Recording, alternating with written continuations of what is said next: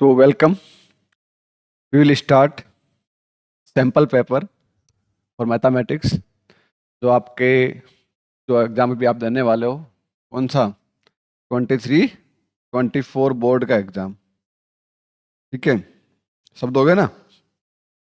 तो ये जो पेपर है वैसे स्टैंडर्ड के लिए, पर बेसिक वाले भी इसको कर सकते हैं। बेसिक में भी ऐसे ही कुछ क्वेश्चन आते हैं। स्टैंडर्ड और बेसिक में ज़्यादा कोई फर्क नहीं होता है, कोई 3-4 क्वेश्चन का ज़्यादा ऊपर नीचे रहता है। बाकी 90% क्वेश्चंस का पैटर्न क्या रहता है? सेम रहता है, चाहे स्टैंडर्ड हो, चाहे बेसिक हो, चाहे आरबीएसई हो, चाहे सीबीएसई हो, ठीक है। तो जो आपका सीबीएसई का जो सेक्शन रहता है, कुछ तरह से पेपर पैटर्न होता है, वो देख लीजिए। टोटल आपके सेक्शन जो है वो 5 सेक्शन पेपर में अंदर रहता है। कितने होते हैं बेटा? 5 सेक्शन रहेंगे पेपर के अंदर। ए टू ई सेक्शन आपको मिलेंगे, ठीक है। पहला सेक्शन रहता है एमसीक्यू का, जिसमें 20 एमसीक्यू 1 मार्क्स का ईच क्वेश्चन है। उसमें से आपका 18 एमसीक्यू रहता है, 18 एमसीक्यू प्लस 2 आपके रहता है assertion reason question, A and R. 18 MCQ रहेगा, 2 एसरेशन रीजन रहेगा। ये सेक्शन ए है। सेक्शन बी के अंदर 5 क्वेश्चन आपको मिलेंगे, हर एक क्वेश्चन के 2 मार्क्स होंगे। सेक्शन सी जो है उसमें 6 क्वेश्चन आपको मिलेंगे, हर एक क्वेश्चन 3 मार्क्स का होगा। सेक्शन डी जो है वो 4 मार्क्स का होता है, और इसके अंदर आपको 5 मार्क्स के क्वेश्चन मिलेंगे। 4 क्वेश्चन से 5 मार्क्स के क्वेश्चन है।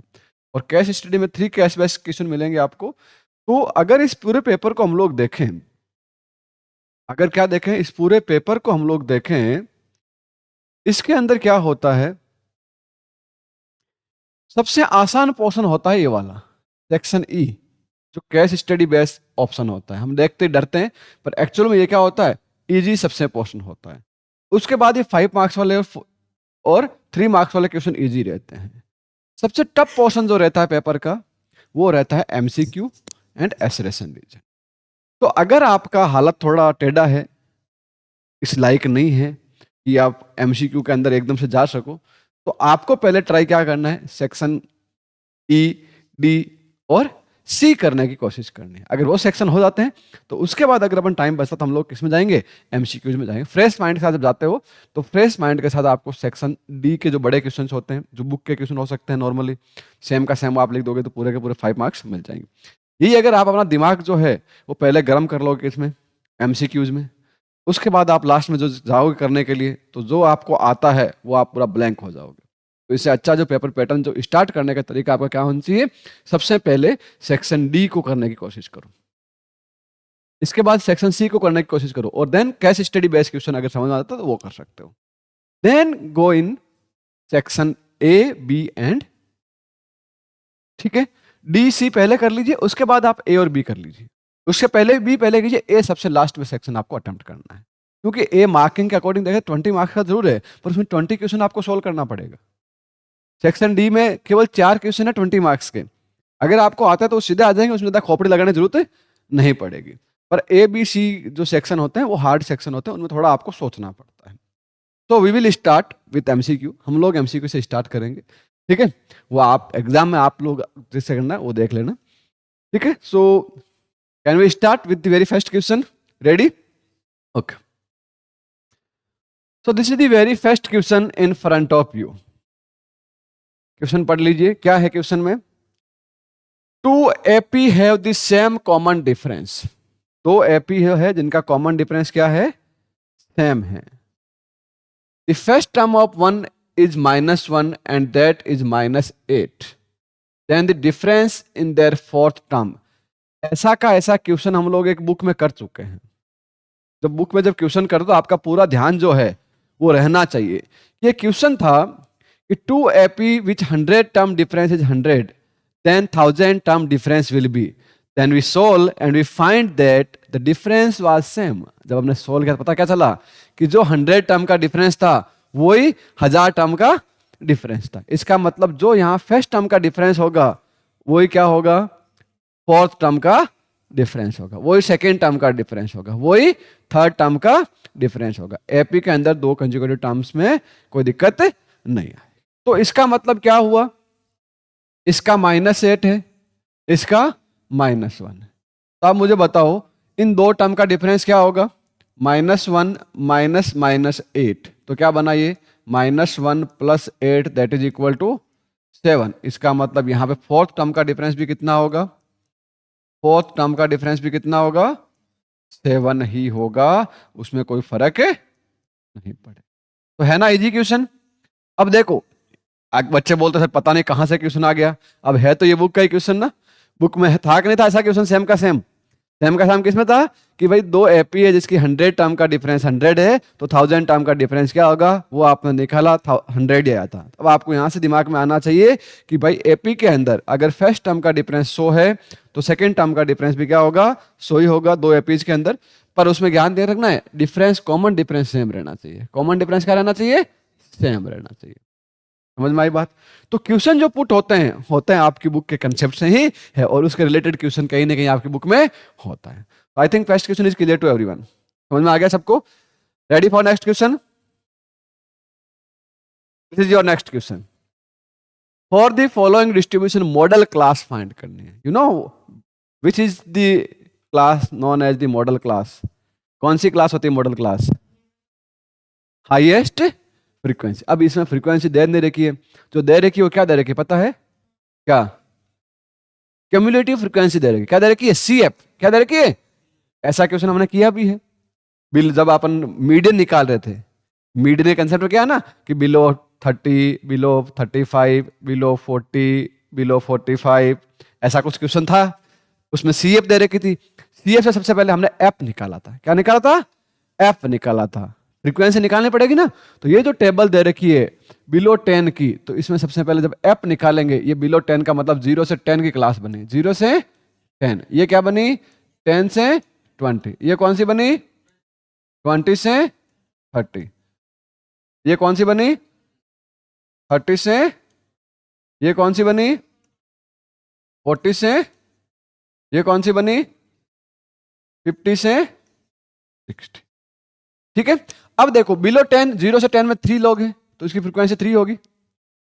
बिलो 20 में 12 दे रखा है, 12 में से 3 तो कौन से थे? बिलो 10 वाले थे, क्योंकि 12 टोटल मिला के बना ना, तो इसका मतलब ये 12 में से ये वाली चीज क्या कर लेंगे हम लोग? माइनस कर लेंगे। तो यहां कितना आ जाएगा? 9। 9 आएगा नहीं आएगा बताओ? ये 27 जो है ये बिलो 30 है, इसका मतलब इसके अंदर 12 तो ये ऐड हो गए ना बिलो 20 वाले। 12 तो कौन से ऐड हो गए? बिलो 20 वाले। तो 20 से 30 के बीच में कौन सा है? इसको इसमें से माइनस करेंगे, तो 27 माइनस 12 15। अब 27 की बात करेंगे, ये 57 जो दे रखा है ये तो बिलो 40 है, पर हमें केवल 30 से 40 चाहिए। 30 से 40 में देखा बिलो 30 वाला 27 है, तो 30 से 40 इसको से माइनस करेंगे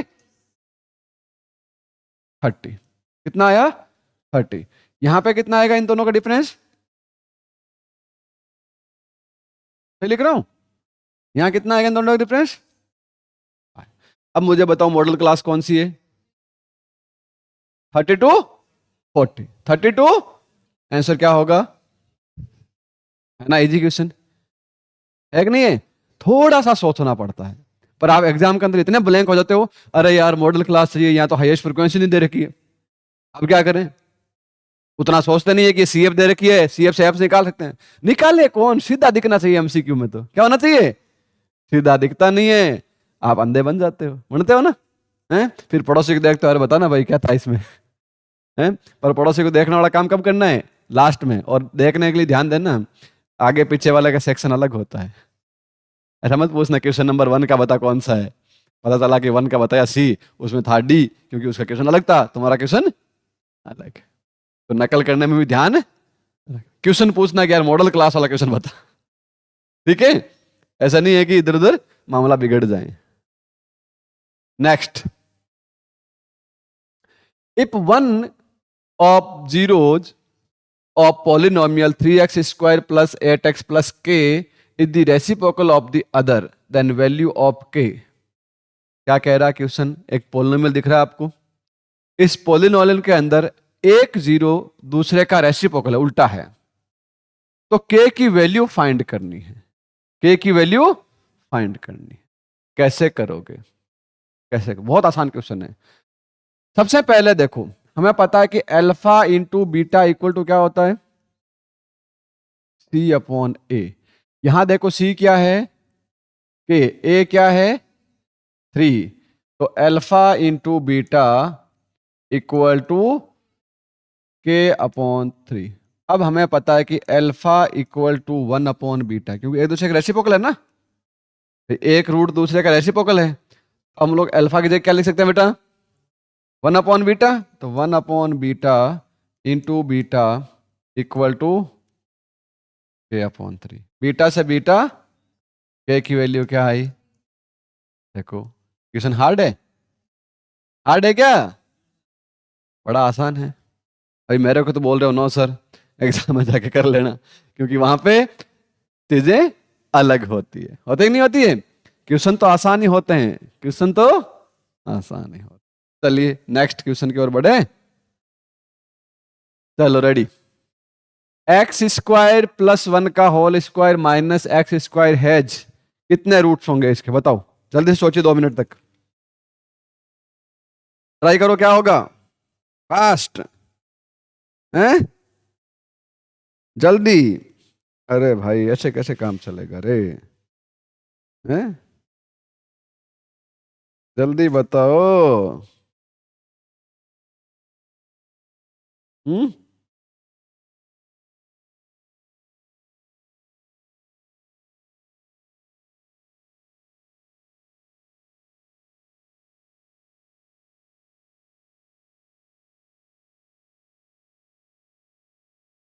ऐसे तो काम नहीं चलेगा भाई।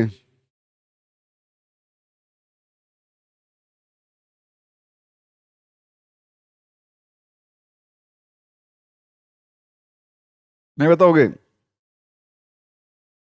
बता रहे हो पक्का, क्या होगा, नो रियल रूट्स, क्यों,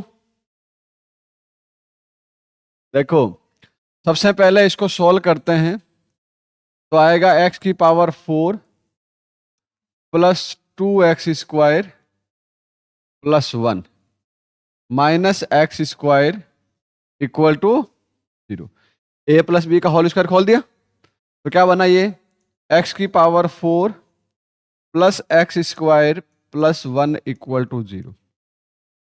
अब वैसे अगर आप नॉर्मली देखते हो, तो एक्स की पावर, वेरिएबल की जितनी पावर होती है उतने उसके सॉल्यूशन होते हैं, उतने से क्या होते हैं, अगर देखते हैं आप पावर 4 है मतलब 4 रियल सॉल्यूशन होना चाहिए, बट प्रॉब्लम आती है, हमेशा ऐसा सत्य है, क्योंकि क्वाड्रेटिक इक्वेशन के अंदर भी हम देखते हैं वहां पे कई बार ऐसा होता है कोई भी रूट रियल रूट एग्जिस्ट, जब डी की वैल्यू डिस्क्रिमिनेट जो हम लोग निकालते हैं b² - 4ac that is less than 0, उस कंडीशन में कोई भी सॉल्यूशन उसका नहीं होता है। तो यहां पे भी क्या देखोगे, जब एक बार मैं क्या कर लेता हूं, एक्स स्क्वायर को एक बार के लिए y मान लेता हूं, मान लो ऐसे, तो ये क्या हो जाएगा y² plus y plus 1 equal to 0। अब मुझे बताओ, क्या अगर इस y की कोई भी रियल वैल्यू होगी तो x की 2 वैल्यू और मिल जाएगी उसके अकॉर्डिंग, तो पहले देखें कि y पॉसिबल है कि नहीं है, तो कैसे निकालेंगे, b² - 4ac निकालेंगे, बताओ b² - 4ac में क्या है, b की वैल्यू कितने बेटा यहाँ पे 1 माइनस a 1 और c भी कितना आया 1 minus 4 that is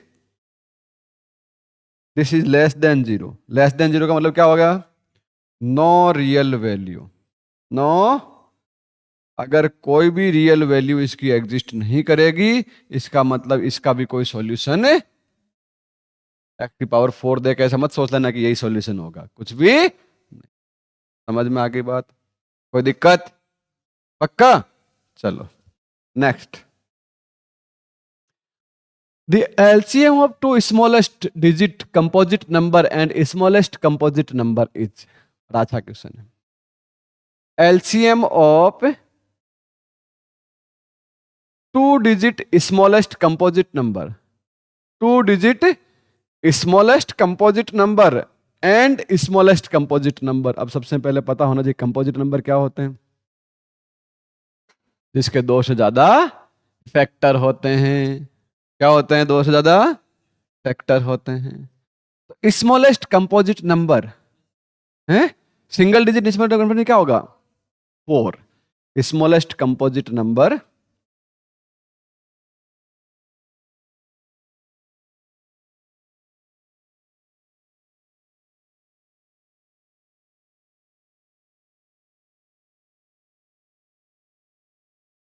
that is equal to 4। क्या है? 4।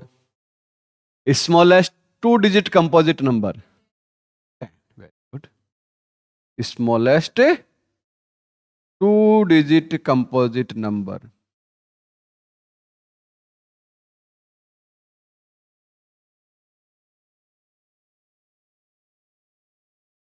That is equal to 10। Now LCM of 4 and 10। 4, 10 का एलसीएम निकालना पड़ेगा क्या तुम्हें? 10वीं में हो ना? टेबल बना के निकालो, ऐसे निकाल दोगे सीधा। कितना होगा? 20। कितना होगा? 20। तो कौन सा ऑप्शन होगा? सी। अब इनमें देखो क्वेश्चन हार्ड नहीं था। क्वेश्चन आपके लिए ये हार्ड था कि भाई पहले ये सोचना स्मॉलेस्ट 2 डिजिट कंपोजिट नंबर और स्मॉलेस्ट कंपोजिट नंबर, ये चीज सोचनी थी। बाकी तो बहुत ही आसान था, क्योंकि एलसीएम 4 और 10 का निकालना 10वीं क्लास के बच्चे के लिए क्या है ना आसान पल्लवी? पक्का? चलो next. Which of the following statement is false? कौन सा स्टेटमेंट फॉल्स है? बताइए कौन सा स्टेटमेंट फॉल्स है? All isosceles triangles are similar. सारे के सारे आइसोसेलेस ट्राइंगल सिमिलर होते हैं। All quadrilaterals are similar. All circle are similar. None of the above. B, all quadrilateral are similar. No, all quadrilateral are nor similar. सारे के सारे quadrilateral similar नहीं होते। होता है क्या? पक्का? पक्का नहीं होते? चलो। और all isosceles triangles are similar हैं? All isosceles triangles are similar. बताओ आइसोसेलेस ट्राइंगल को सिमिलर कैसे बोल रहे हो आप लोग, मुझे बताओ। जरूर थोड़ी है कि क्वेश्चन वो ऑप्शन में दे रखा वो सारे क्वेश्चन भी सही हो। क्या?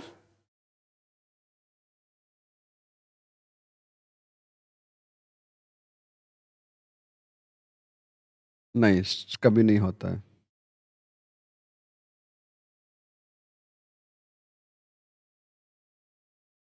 समद्वि भाव आइसोसेलेस क्या सिमिलर होते हैं? समरूप होते हैं क्या बेटा? नहीं होते हैं? नहीं हो सकते, ये भी गलत है। ऑल क्वाड्रिलेटरल्स आर सिमिलर, ये भी गलत है। ये भी दोनों ही फॉल्स है। सही कौन सा इसमें केवल? क्योंकि अब देखो इसमें जैसे ये एक आइसोसेलेस ट्रायंगल, एक 5 और एक 5 मान लिया मैंने, एक 10 सेंटीमीटर की मेरी, या मान लीजिए इसकी मेरी 9 सेंटीमीटर की साइड है। क्या है? 9 सेंटीमीटर की साइड। दूसरा मैं लेता हूं ये 15 और ये 15, मैंने ये बोल दिया 29 है। ट्रायंगल ऐसा बन सकता है? अब बताओ इसका और इसका रेशियो तो कितना है? 1/3। इसका और इसका रेशियो कितना है? 1/3। क्या इसका रेशियो 1/3 आएगा? आएगा क्या? नहीं आएगा। तीनों साइड का क्रॉसपोंडिंग साइड का रेशियो सेम नहीं है, इसका मतलब दोनों ट्रायंगल क्रॉसपोंडिंग तो नहीं हो सकते। तो पहला भी गलत है, दूसरा भी गलत है। समझ में आ गई बात? सारे क्वाड्रिलेटरल भी सिमिलर नहीं होते हैं, सारे आइसोसेलेस ट्रायंगल भी सिमिलर नहीं होते हैं। केवल और केवल इक्विलेटरल ट्रायंगल्स क्या होते हैं? सिमिलर। ऑल इक्विलेटरल समबाहु त्रिभुज जो होते हैं दैट आर समरूप। समझ में आ गई बात? कोई दिक्कत? दोनों ही ए और बी। अगला, if a regular hexagon is inscribed in a circle. एक रेगुलर हेक्सागन किसमें बना बेटा? सर्कल में बना है। Then its perimeter. पेरीमीटर क्या होगी? क्या होगी पेरीमीटर? ऐसा एक हेक्सागन सर्कल है 6R। क्यों बेटा? 6 साइड होती तो उससे क्या हुआ? ये रेगुलर हेक्सागन बना किसमें? सर्कल में। किसमें बना? सर्कल में। अब देखो रेगुलर हेक्सागन जो होता है ना, that is made of the 6 equilateral triangle. 6 त्रिभुज से मिलकर बना होता है। ये दिख रहा है आपको? ये ऐसा कुछ ऐसा है। ये आर, ये आर, ये आर, ये आर, ये आर, 6 इक्विलेटरल ट्रायंगल है। इसका मतलब ये साइड भी कितनी होगी? आर।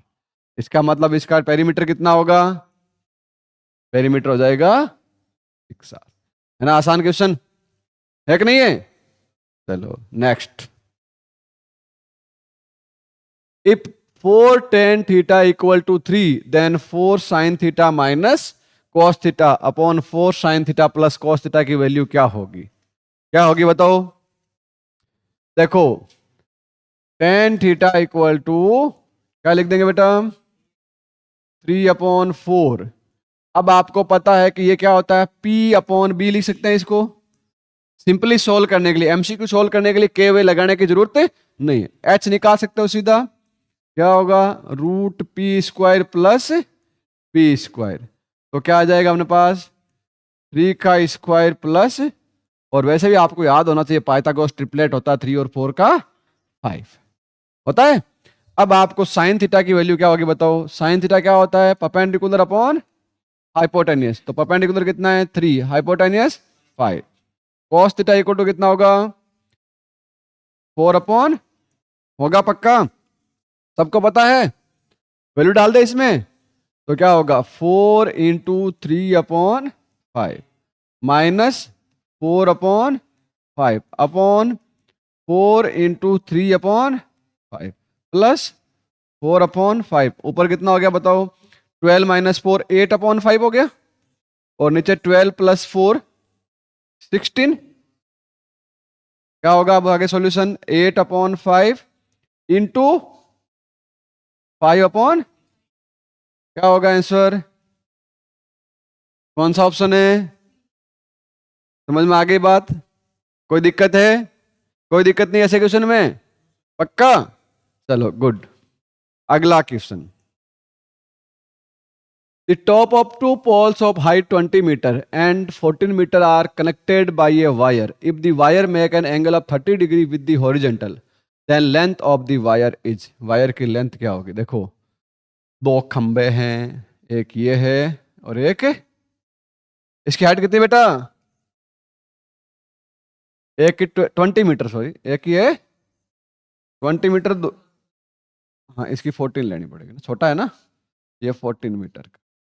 ये कितना होगा है, 20 मीटर। अब देखो इसको यहां से मिला दिया जाता है, ये रस्सी है, ये आपकी स्ट्रिंग है कि नहीं है, यही तो है, वायर मान लो, ये वायर है, और ये हॉरिजॉन्टल से एंगल कितना बना रहा है, 3 डिग्री। अब मुझे बताओ, हमें निकालना ये वाली लेंथ, ये हमारे पास फाइंड कर सकते हैं क्या बताओ? कैसे करेंगे बेटा? 14 - 20 या 20 - 14? 20 माइनस, तो कितना आएगा ये, एंगल परपेंडिकुलर है, हाइपोटेन्यूस फाइंड करना है, थीटा है, कौन सी वैल्यू डालोगे बेटा? Sine theta equal to P/H। Sine 30 equal to 6 है परपेंडिकुलर, और H हमें फाइंड करना है, तो H इक्वल टू क्या आ जाएगा, या इसको पहले एक बार एक स्टेप और लिख देते हैं, 1/2 इक्वल टू 6/H।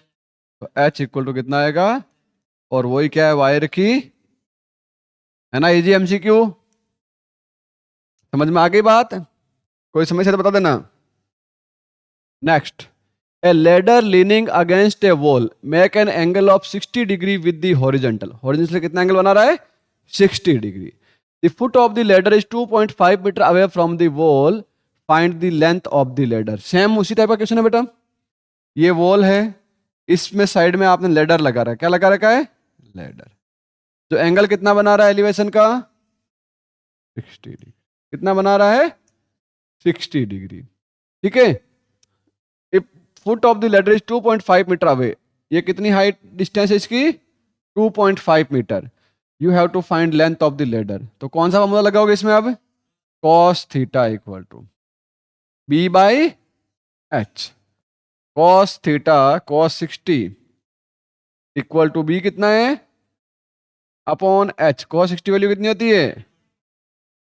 क्वेश्चन कितना आसान पूछता है, नहीं पूछता है? ट्रिग्नोमेट्री क्वेश्चन बड़े आसान आते हैं, पर आप लोग कर नहीं पाते हो, इनको भी छोड़ देते हो सीधे सीधे। पर ऐसा नहीं करना, करोगे नहीं करोगे ऐसा, पक्का नहीं करना ऐसा। ये देखो आ गया 5 मीटर। अगला क्वेश्चन, क्वेश्चन नंबर 11 क्या कह रहा है आपका? In the figure P Q is parallel to M N. ये क्या है? पैरेलल टू एम एन है। K P upon P M, इन दोनों का रेशियो दे रखा कितना? 4/30। के एन, आपको पूरा के एन दे रखा कितना? 20.4। देन फाइंड के क्यू। के क्यू फाइंड करना है। अब आपको पता होगा बीपीटी थ्योरम का एक्सटेंडेड टाइप। बीपीटी के दो अलग भाग बताए ना आगे, क्या बताए थे कि के पी अपॉन के एम इक्वल टू क्या होगा? के क्यू अपॉन के एन भी लिख सकता हूं मैं इसको। हमें के क्यू फाइंड करना है ना, और हमारे पास के एन दे रखा है। क्यों लिखा? ये छोटा साइड का इस पूरी साइड के साथ रेशियो, ये छोटी साइड का इस पूरी साइड के साथ रेशियो क्या होता है? सेम तो होता है। अब क्यों लिखने का कारण, केपी की वैल्यू हमें अलग से दे रही है। कितनी दे रही है बेटा केपी? केपी को मैं 4 ले लूं, क्या ले लूं? के एम नहीं दे रखा है, पीएम दे रखा है, तो इसको 13 ले लेते हैं, इसको 4। ये कितना हो गया पूरा मिला के? हो गया। इक्वल टू के क्यू हमें फाइंड करना है, के एन कितना है? तो अब बताओ के क्यू इक्वल टू कितना आ जाएगा? 4 इंटू 20.4 अपॉन, कट कर लो, 17 की टेबल से कट होता है ये, 12 टाइम्स। कितना टाइम कट होगा? 12 टाइम्स। 12 टाइम होगा, 1.2 टाइम्स होगा? अरे पीछे पीछे बोल देते हो 12 टाइम्स। तो कितना आ जाएगा ये? हैं? 4.8। जो भी यूनिट होगी सेंटीमीटर, तो सेंटीमीटर में हो जाए। ठीक बात है क्या आंसर? नहीं है ना? आसान क्वेश्चन ये भी। समझ में आया नहीं आया? पक्का आ गया? चलो, इसमें भी आप अगर ऐसे करते ना, K P upon M P M equal to K Q upon Q N करते, फिर आप ढूंढते रहते, या पहले क्यू एन फाइंड कर लेते, कोई दिक्कत नहीं थी। पहले क्यू एन फाइंड कैसे करते? कर नहीं पाते, क्योंकि हमारे पास पूरी वैल्यू किसी दे रखी है? के एन की। ये नहीं दे रखी पूरी, तो इसको तो हम क्या कर सकते हैं? इन दोनों को सीधा ऐड करके फाइंड कर लेंगे, कोई दिक्कत नहीं आएगी। चलो question number next. Ratio of the lateral surface area of two cylinder with equal height is. दो सिलेंडर का लेटरल सरफेस एरिया का रेशियो क्या होगा अगर उन दोनों की हाइट सेम है? तो लेटरल सरफेस एरिया फॉर्मूला क्या होता है सिलेंडर का? सिलेंडर का लेटरल सरफेस एरिया 2 पाई, एक के मान लेते 2 पाई आर एच, एक रेडियस आर है, और दूसरे के मान लेते 2 पाई आर एच। दोनों की हाइट सेम है ना? क्या आया? कौन सा ऑप्शन होगा? देखो कितने आसान आसान क्वेश्चन दे रहे हैं, है ना? नहीं? Next. In the formula X bar equal to A plus sigma F I D I upon F I for finding the mean of the group data, D I are deviation from A of. D I जो है वो क्या है, किससे deviation होता है? हम लोग डी आई किससे निकालते हैं? एक्स आई माइनस ए करते हैं। तो एक्चुअली एक्स आई क्या होता है? मीन वैल्यू या मॉडल क्लास हम लोग बोलते हैं, जो जो सॉरी मीन वैल्यू बोलते नहीं बोलते इसको। जैसे एक अपने पास दे रखा है 20 to 30, तो इसकी मीन वैल्यू निकालते नहीं निकालते? इनका मिड पॉइंट निकालते नहीं निकालते हैं? जिसको हम क्लास मार्क बोलते हैं। क्या बोलते हैं? Class mark. तो है तो क्या class mark actually? Mean value है कि नहीं है? Mean value of the lower limit and upper limit, उसकी मीन वैल्यू क्या बोलते हैं हम लोग? Class mark. क्या बोलते हैं? Class mark. अब मुझे बताओ, जो डेविएशन निकालते हैं वो किससे निकालते हैं? क्लास मार्क्स से। इसमें कहीं ऑप्शन क्लास मार्क्स नहीं लिखा रखा है। पहला लिखा lower limit of the class, upper limit of the class, frequency of the class mark. Frequency थोड़ी लिखा था डेविएशन। ये देखो mid point of the class, class marks क्या बोल दिया इसने? Mid point of the class. वही आंसर क्या होगा? सही होगा। समझ में आ गई बात? Question number 14। If the zeros of the quadrilateral polynomial ax square plus bx plus c are equal, then a and c have opposite sign, b and c have opposite sign, c and a have same sign, c and b have the same sign। कैसे पता करोगे? Equal बोला है, इसका मतलब B square minus 4ac equal to 0 होगा कि नहीं होगा? तो बी स्क्वायर इक्वल टू क्या होगा? ये वैल्यू हमेशा क्या है बेटा? ये वैल्यू हमेशा क्या है? पॉजिटिव। इसका मतलब 4 इंटू ए इंटू सी भी क्या आना चाहिए हमेशा? क्या आना चाहिए? पॉजिटिव कब होगा? जब ए और सी के साइन क्या रहेंगे? प्लस प्लस है तो भी पॉजिटिव हो जाएगा, माइनस माइनस है तो भी पॉजिटिव हो जाएगा। तो A and C have same sign. मुझे लग रहा है सबका आंसर क्या आ रहा है? सी आ रहा है। आपका आंसर क्या आ रहा है? सी ही आ रहा है। Next question. Two coins are tossed simultaneously. The probability of getting at most one head, at most अधिकतम एक हेड आएगा, उससे ज्यादा हेड नहीं आना चाहिए। नहीं आए तो भी चलेगा। तो दो कॉइन को टॉस करोगे, क्या बनता? Sample space, head head, head tail, tail head, tail tail. At most one head, तो इन तीनों में एटमोस्ट वन हेड है कि नहीं है? है। तो कितना हुआ? पी अपॉन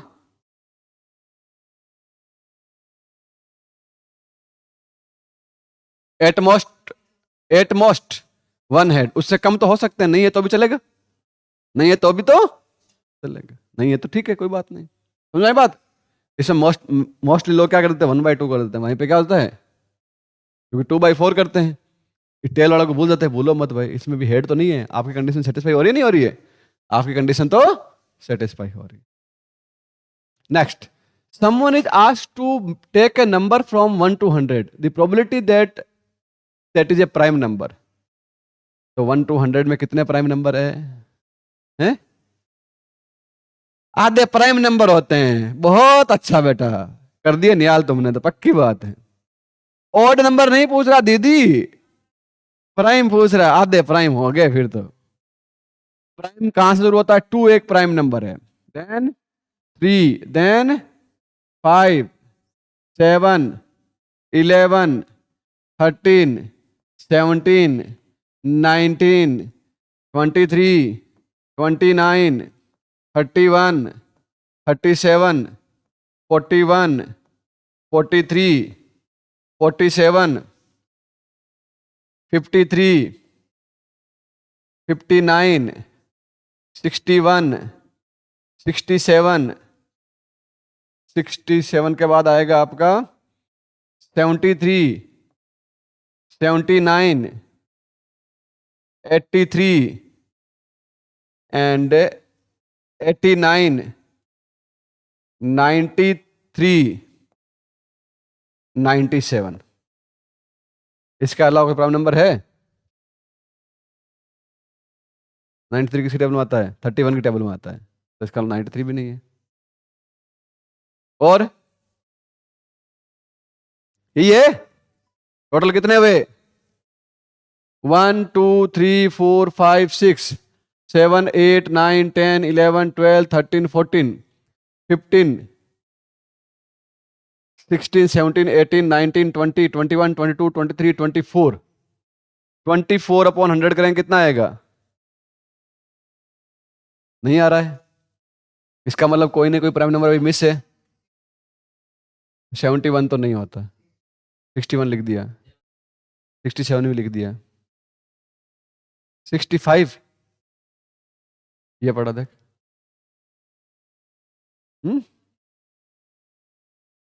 91 है, 91 तो है, कंपोजिट नंबर 91। तो कौन सा बच गया? हम्म कौन सा बच गया?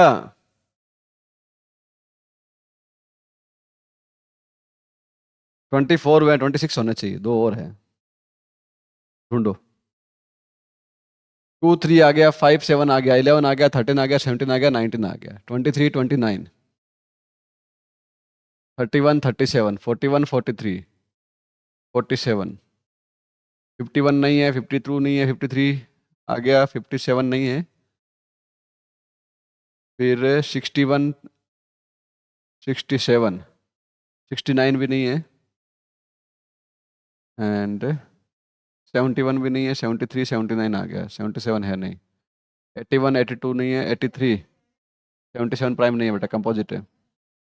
83 89 आ गया, 83 93 93 तो होता नहीं, 93 तो होता है, कंपोजिट नंबर होता है। कौन सा बच गया बताओ? हम्म कौन सा बच गया 100 तक? क्या रे, जल्दी ढूंढो, ढूंढना तो पड़ेगा। नहीं ढूंढोगे? हम्म।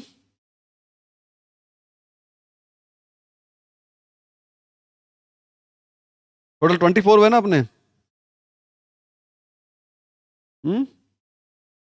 2 3 5 7 11 13 17 19 23 29 31 37 41 43 47। सब लिखा हुआ है? नहीं 71 नहीं है। 47 हो गया, 53 59 61 67 71 इसने लिखा, ये गलत है, नहीं हो सकता। 71 किस में आता है? 71 प्राइम ना? 71 है, ठीक है, 71 प्राइम, एक बच गया वो वाला। चलो ठीक है, टोटल कितना होगा? 25 हो गए, इसके अलावा तो कुछ नहीं बचा है। तो 25 अपॉन कितना आंसर आएगा? एक 71 बच रहा था, ठीक है। कौन सा बचा था? 71। समझ में आगे बात? आधे नहीं होते हैं। कितने होते हैं? केवल 1/4 होते हैं। 25 प्राइम नंबर होते हैं 1 से 100 तक। कितने होते हैं? 25। ठीक है, अगला क्वेश्चन।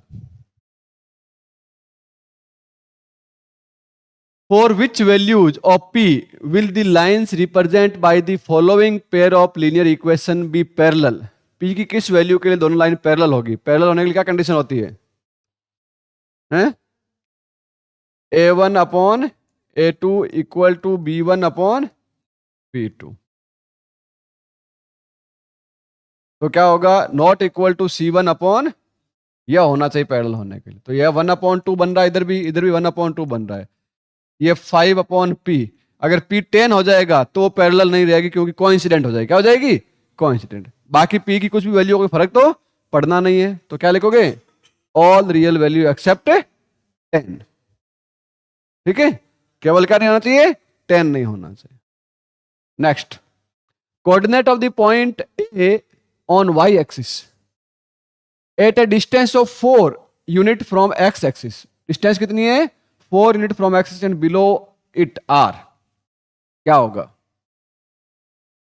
यह है एक्स एक्सिस से कितना डिस्टेंस है बेटा? 4, और नीचे की ओर है, नीचे की ओर है यहां से। तो क्या होगा इसका कोऑर्डिनेट? 0, -4। क्या होगा? 0, -4। ठीक है। नेक्स्ट, एसरेशन रीजन का क्वेश्चन है। बताओ, पढ़ो क्वेश्चन क्या है। क्वेश्चन क्या है, जल्दी बताओ।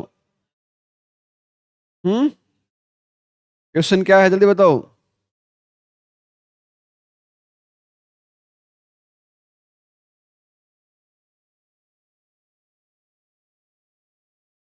If a wire of length 20 cm bent to shape a circle, then area of the circle is formed is 40 cm square. Wire की लेंथ कितनी है? 22। तो रेडियस कितनी होगी? 2πr इक्वल टू कितना बेटा? 22 है। तो r इक्वल टू कितना आएगा? r इक्वल टू कितना आ जाएगा मेरे पास? 7/2 लिख दूं मैं इसको? कैसे निकालोगे पता है? पाई इक्वल 20/7 रख दोगे तो 7/2 उधर जाएगा। तो इसका मतलब एरिया कितना आएगा? πr²। तो 22/7 इंटू 7/2 इंटू 7/2। 7 कैंसिल हो गया, 2 से 11, तो 77/2। तो 40 तो नहीं आने वाला, ये क्या है? False. Circumference of circle equal to length of wire, ये तो ठीक है, सही है। तो एसरेशन गलत है, रीजन ट्रू है। तो ऑप्शन डी, ऑप्शन डी। ठीक है, एक क्वेश्चन जो है वो वैसे तो तुम्हारा नहीं आना चाहिए, फ्रस्टम का है, पर थोड़ा बता देता हूँ अगर स्टैंडर्ड वालों को आ जाए तो। फ्रस्टम क्या होता है बेटा? कौन को अपन डिवाइड करते हैं ना, बीच में से कट कर देते, जैसे कौन बना आपका, ये कौन है, इसको यहां से बीच में से कट कर दिया, तो geometry that will form is known as the frustum. इसको क्या बोलते हैं हम लोग? फ्रस्टम। ये फ्रस्टम है। इसमें दो रेडियस होती है, एक छोटी रेडियस, एक बड़ी रेडियस। इसकी स्लैंट हाइट होती है, ये एल आपकी है। क्या है? एल।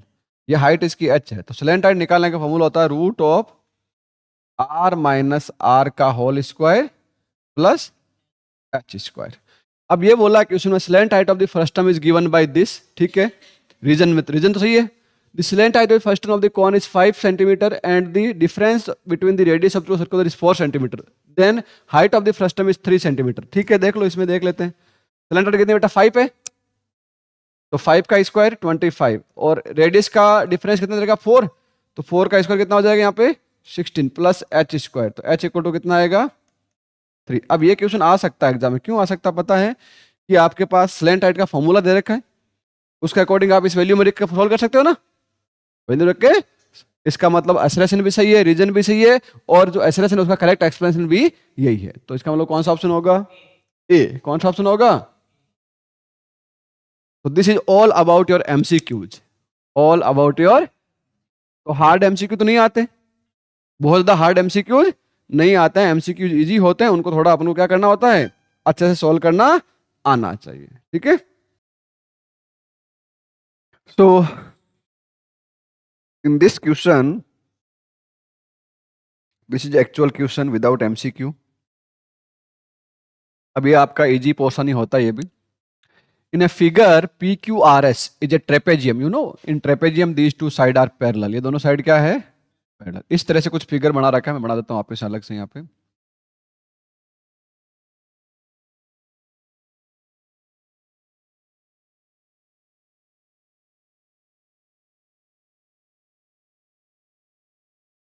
इसको यहाँ से मिलाया ऐसे, और एक यहाँ से, दोनों को ऐसे एक लाइन ड्रॉ करते, ठीक है। E and F respectively such that EF intersect SQ and GF। ये पॉइंट G दे दिया इसने, ये पॉइंट S है, ये पॉइंट F है, और ये पॉइंट R है, Q है, एंड P है, E है। अब देखो इसमें जो आपको प्रूव करना है उसको क्या देखना है, ये दोनों पैरेलल लाइन दे रखी है, these two line are parallel.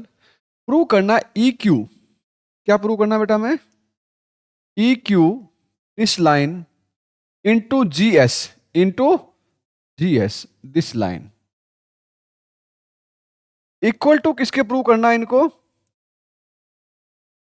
G Q means ये वाली लाइन एंड एफ एस ये वाली लाइन। यहां से आपको एक चीज समझ में आनी चाहिए कि ये दोनों जो साइड्स हमें प्रूव करनी है, that are the part of the triangle S F G and G E Q. तो हमें जो रिलेशन निकालना वो इन दो ट्रायंगल से ही फाइंड करना है, बाकी से इस पूरे डायग्राम में कोई लेना देना नहीं है। सो हम लोग कैसे फाइंड कर सकते हैं कि भाई अगर सिमिलर ट्रायंगल हो तो उनके करस्पॉन्डिंग साइड्स का रेशियो क्या होता है, सेम होता है। तो पहले सिमिलर ट्रायंगल प्रूव करना पड़ेगा। So we will take in triangle S G F and in triangle EGQ, angle SGF equal to angle EGQ। कारण क्या है, वर्टिकली अपोजिट एंगल, ये दोनों वर्टिकली अपोजिट एंगल है।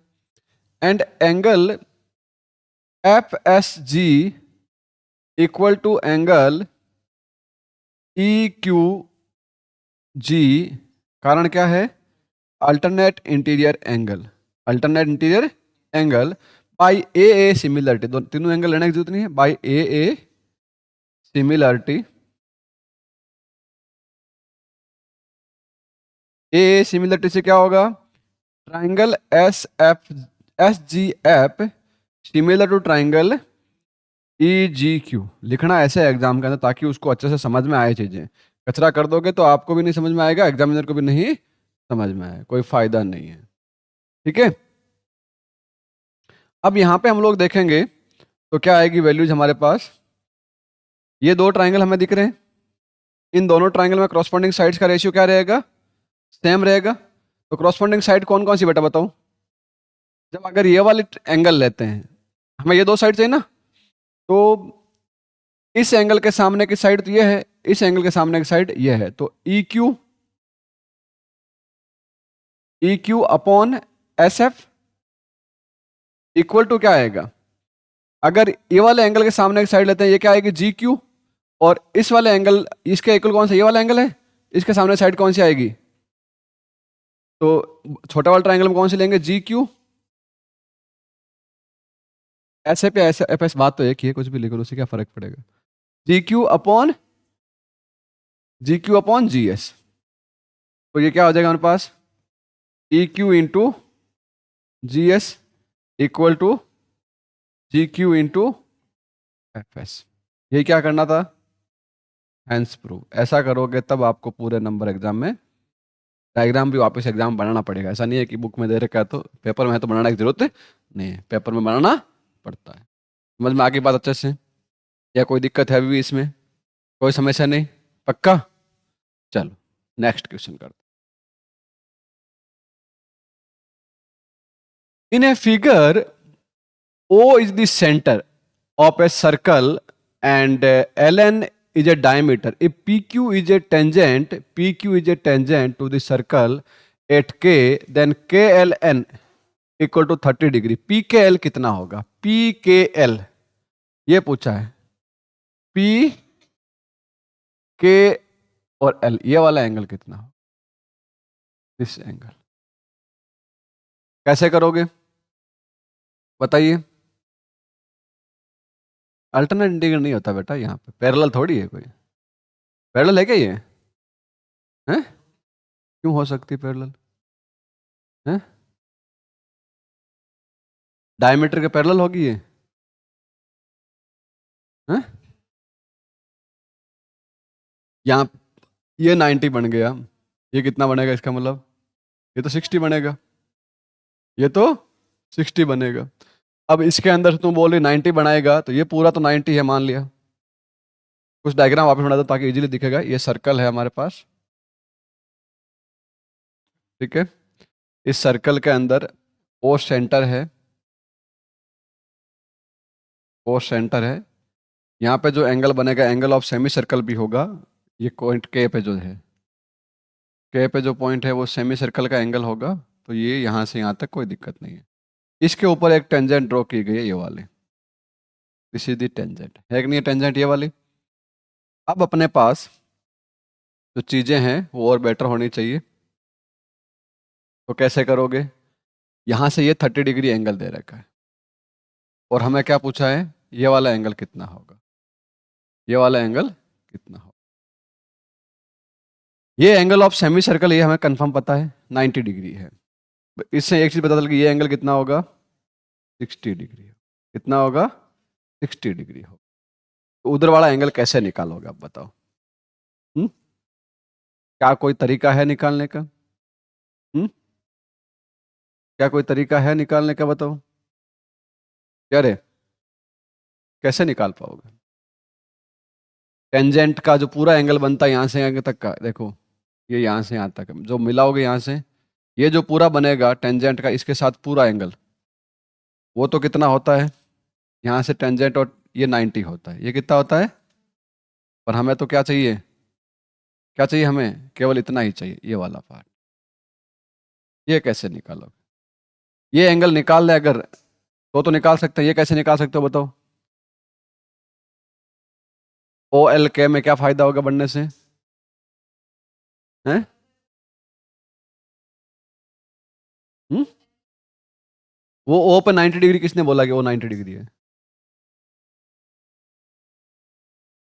ओ किसने बोला कि 90 डिग्री हैं? वो तो 90 होना जरूरी नहीं है क्या जरूरी। यहाँ पे ये बोल रही है एंगल ओ, ये पॉइंट जो है ओ, ये 90 किसने बोला, ऐसा किसने बोला कि 90 90 हो ही नहीं सकता। ये तो किसी हालत में 90 नहीं होगा, ये तो किसी हाल में 90 नहीं होगा।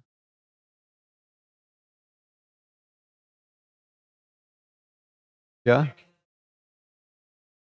परपेंडिकुलर, ये तो ठीक है, ये तो हो गया परपेंडिकुलर, यहाँ से कोई दिक्कत नहीं, इसमें तो क्या, ये तो है ही परपेंडिकुलर। ये तो semi circle, angle of semi circle होता है कितना, angle of semi circle that is equal to 90 degree. इसमें तो कोई समस्या ही नहीं है, इसमें तो कोई समस्या ही नहीं है। आपको तो बार वाला एंगल चाहिए, बार वाला एंगल चाहिए, चाहिए नहीं चाहिए, कैसे निकालोगे, हैं? कैसे नहीं, ट्राई करोगे 2 मिनट, चलो लेट्स ट्राई। वाह, नहीं होगा? अरे बहुत सिंपल है। देखो सुनो, आपके पास कुछ चीजें आपको दिखती नहीं है, मैं क्या करूं? ये क्या है? रेडियस। ये भी क्या है? ये एंगल 30, ये एंगल कितना होगा? ये 30, ये वाला पीछे, और ये पूरा 90 यहाँ से यहाँ तक का। इसमें ये वाला 30 आ गया, ये कितना बचेगा? बचेगा नहीं बचेगा? बचेगा। तो लिख दोगे ना कि इन ट्राइंगल, ये जो नाम दे रखा ना ओ एल के, ओ एल के, इन ट्राइंगल ओ एल के, ओ एल के में क्या होगा कि O K equal to O L radius. होगा नहीं होगा? So angle O K L equal to angle O L K equal to 30 degree. अब हमें पता है कि एंगल ओ के पी, ये पॉइंट पी है ना, ओ के पी इक्वल टू 90। कारण क्या है? कारण क्या है? Angle between tangent and radius, tangent and radius, ये होगा। ठीक है, तो क्या हो जाएगा? ओ के पी की वैल्यू अपने पास ऐसे लिख दें, ओ के पी क्या है? 30 प्लस एक्स मान लें, दूसरा जो फाइंड करना ना हमें, पी के एल, पी के इक्वल टू 90। तो पी के एल इक्वल टू कितना आ जाएगा? 90 माइनस 30, दैट इज 60 डिग्री। समझ में आ गई बात? या कोई समस्या है? समझ में आई नहीं आई? नहीं आई? आ गई पक्का? चलो नेक्स्ट क्वेश्चन करते हैं फिर। Evaluate 3 tan square 30 degree plus tan square 60 degree plus cosec 30 degree tan 45 coat square 45। आसान है ये तो, वैल्यू सबके पता होनी चाहिए। tan 30 की वैल्यू कितनी थी बेटा? 1/√3 का whole square plus tan square 60, tan 60 कितना होता है? प्लस कोसेक 30 कितना होता है? tan 45 कितना होता है? 1। कोट 45 कितना होता है? 1। तो कितना आएगा? 3 × 1/3 प्लस 3 प्लस 1/1। तो ये कितना आ गया? 1 + 3 + 1 कितना आया? देखो कितना आसान है कि नहीं है? एकदम आसान है। चलिए next question. One card is drawn from the well shuffled deck of 2 cards. Find the probability that a none face card, कोई भी फेस कार्ड नहीं। फेस कार्ड कितने होते हैं बेटा बताओ? फेस कार्ड कितने होते हैं? फेस कार्ड 12 होते हैं। कितने होते हैं? 12। 12 हो गए, तो कोई भी फेस कार्ड नहीं होना चाहिए। मतलब 52 में से 12 को माइनस करो, कितने? 40। तो प्रोबेबिलिटी क्या आएगी इसके अंदर 40 के लिए? 40/52। फेवरेबल इवेंट अपन टोटल इवेंट होता है ना, तो कितना आएगा? 20/26, दैट इज 10/13। आ गया?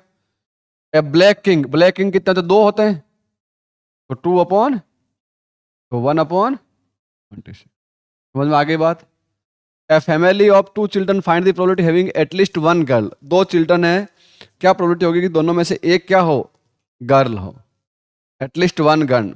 तो कंडीशन क्या बन सकती है? देखो, boy boy, boy girl, girl boy, girl girl, ये कंडीशन बन सकती है। क्या ऐसी बनाएंगे कंडीशन? बॉय गर्ल हो, गर्ल बॉय हो, क्या फर्क पड़ेगा? तो फिर तो पहले पीछे थोड़ी पूछा इसने, ये थोड़ी बोला पहले गर्ल्स बॉय है। 2 चिल्ड्रन है तो गर्ल बॉय हो सकता है, तो वो गर्ल बॉय या बॉय गर्ल्स को, इनमें इन दोनों में अलग है क्या? बताओ मुझे ये चीज। ये तो अपन किस में करते हैं ऐसा? तो कॉइन में करते हैं। किस में करते हैं? तो इसमें ऐसा करेंगे क्या? तो क्या करेंगे? इसमें भी ऐसा ही करना है। हाँ, ऐसे ही करना है। ठीक है, पहला लड़का दूसरी लड़की, ऐसा हो सकता है। तो क्या होगा? एटलीस्ट 1 गर्ल, एटलीस्ट 1 गर्ल होनी नहीं, गर्ल्स दोनों हो तो भी चलेगी। कितना होगा प्रोबेबिलिटी? PE equal to 3/4। ये प्रोबेबिलिटी क्वेश्चन बड़ा आसान आता है बेटा आपका एग्जाम में, ध्यान देना इन चीजों का। ठीक है, अगला question. In equilateral triangle side 2400 find the length of the altitude. इसका और का पार्ट इधर का एक सिंपल क्वेश्चन है, क्वेश्चन नंबर 25 का फर्स्ट पार्ट जो है बड़ा आसान। इक्विलेटरल ट्राइंगल जो है 24 सेंटीमीटर है। एल्टीट्यूड पूछा है, तो कैसे निकालोगे? ये हो गया कितना, 24 का हाफ हो जाएगा, एल्टीट्यूड मिड पॉइंट होता नहीं होता है, तो 12। तो इसकी हाइट कितनी हो जाए, h equal to root of H square minus P square. तो क्या करेंगे, 24 का स्क्वायर माइनस 12 का स्क्वायर, तो कितना होगा, 24 का स्क्वायर कितना था बेटा, 576 माइनस 144, कितना आएगा आंसर है, 432, ये आएगा। आगे सॉल्व कर लोगे कितना आएगा, वो तो एल्टीट्यूड की हाइट निकल जाएगी। ठीक है, अगला क्वेश्चन क्या दे रखा है, in a figure P Q R is a triangle. P Q R एक ट्राइंगल है, Q right angle at Q, Q and X Y parallel to P Q, if P Q equal to 6। P Q कितने दे रखा पूरा बेटा, 6 दे रखा है। P Y इतना सा पार्ट है, कितना दे रखा है, 4 दे रखा, कितना दे रखा है, 4। And P X upon x Q, P X upon x Q की वैल्यू कितनी दे रखी है, ये 1 और ये 2। Calculate the length of P R ये वाली एंड क्यू आर, ये फाइंड करनी। तो कैसे फाइंड करोगे बताओ? दोनों ट्राइंगल क्या है, सिमिलर होंगे, 90 और ये पैरेलल है ना इसके, तो दोनों ट्राइंगल क्या है, similar. Triangle P X Y similar to triangle P Q R होगा। इसका मतलब अनुपात क्या होगा, एक तो P X upon P Q, ऐसा ले सकते हैं, P X upon P Q equal to क्या होगा, P Y upon P R. अब प्रॉब्लम क्या है हमारे पास, पी क्यू है पर पी एक्स की वैल्यू नहीं है, इसमें पी वाई है पर पी आर हमें फाइंड करना हो तो फाइंड कर लेंगे, पी आर तो फाइंड करना ही है। प्रॉब्लम यहां पे है, इसको कैसे फाइंड, ये 1 और 2 है, देखो रेशियो दे रखा ना, तो इसको मैं ऐसे लाग दूं क्या कि P x equal to 1a और x Q equal to 2a, दोनों का सम करने में कितना आना चाहिए, 6 आना चाहिए, नहीं आना चाहिए, क्या आना चाहिए, 6। तो क्या लिखेंगे, 2a plus 1a equal to 6। तो a की वैल्यू कितनी आ जाएगी, a की वैल्यू कितनी आ जाएगी, 2। 2a इक्वल प्लस कितना है यहाँ पे, 3a इक्वल टू 6 हुआ ना, तो a इक्वल टू कितना आ गया, 2। इसका मतलब एक साइड ये कितनी है, 1 इंटू ए तो 2, और ये साइड कितनी है इसकी, 2 इंटू 2 4 है। अब हमारे पास पी एक्स कितना बेटा बताओ, 2, पी क्यू कितना है 6, P Y 4, P R find हो जाएगा नहीं हो जाएगा बताओ, कैसे होगा पी आर की वैल्यू, ये हो गया 2, 6 2 जा 12, पी आर हो गया 12, पी आर क्या हो गया 12। अब देखो पाइथागोरस लगा तो सीधा ये आ जाएगा, तो ये कितना है 6, ये कितना है 12, तो ये कितना आएगा अनुपात नीचे वाली साइड, रूट 12 का स्क्वायर माइनस 6 का स्क्वायर, ये हो जाएगा। इसमें क्या लगाओगे पाइथागोरस, तो एक तो है 4, तो रूट 4 का स्क्वायर माइनस 2 का स्क्वायर, करना है एक्स वाई नहीं करना क्या, अच्छा क्यू आर ही करना है, तो हो जाएगा, कोई दिक्कत नहीं ऐसे क्वेश्चन में कर लोगे ना। मेन चीज क्या थी इसमें, ये वाली फाइंड करना, एक्स को एक्स लेके या ए लेके, ये इसका मेन कंसेप्ट था, और ये भी आसान क्वेश्चन था। तो ज्योमेट्री में क्वेश्चन बहुत आसान भी आते हैं। नेक्स्ट क्वेश्चन देखो,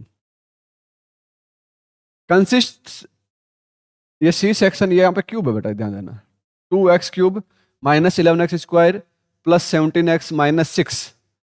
ठीक है, verify the 2 3 and 1/2 are the zero of the given polynomial, verify करना है कि जीरो है कि नहीं है।